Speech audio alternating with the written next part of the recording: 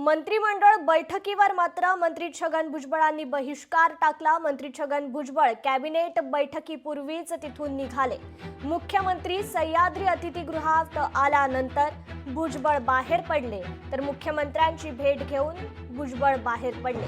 भुजबळांनी बैठकीत टाकलेल्या या बहिष्कारावर मात्र राजकीय प्रतिक्रिया देखील समोर आली।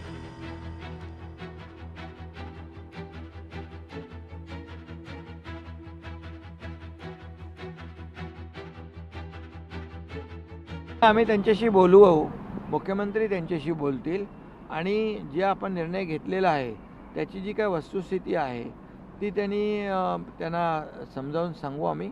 आणि मला वाटतं आपण घेतलेला निर्णय जो आहे तो त्याची माहिती आणि ती वस्तुस्थिती समजून घेतल्यानंतर मला वाटतं भुजबळ साहेबांचा नाराजी दूर होईल। समजून घ्या, छगन भुजबळ जर बाहेर पडला तो मुरब्बी आणि अभ्यासून येत आहे, त्याला सगळं कळतंय। या पोराने आरक्षणात महाराष्ट्र घातला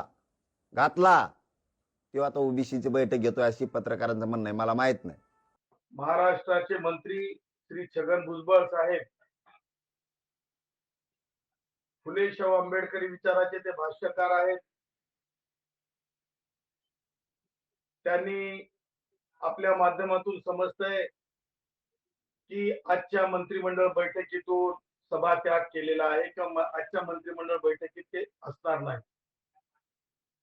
मी सन्माननीय भुजबळ साहेबांचं स्वागत करतो, मी सन्माननीय भुजबळ साहेबांचं अभिनंदन करतो। छगन भुजबल की नाराज नजर आ रहे हैं, ओबीसी को लेकर मांग कर रहे हैं, तो क्या इसको लेकर कुछ चर्चा हुई पार्टी में? नहीं, आज तो नहीं हो गई, लेकिन कल मैं उनके साथ बात करूंगा इसके बारे में। लोकशाही मराठी ऐका, पहा, जागरूक रहा।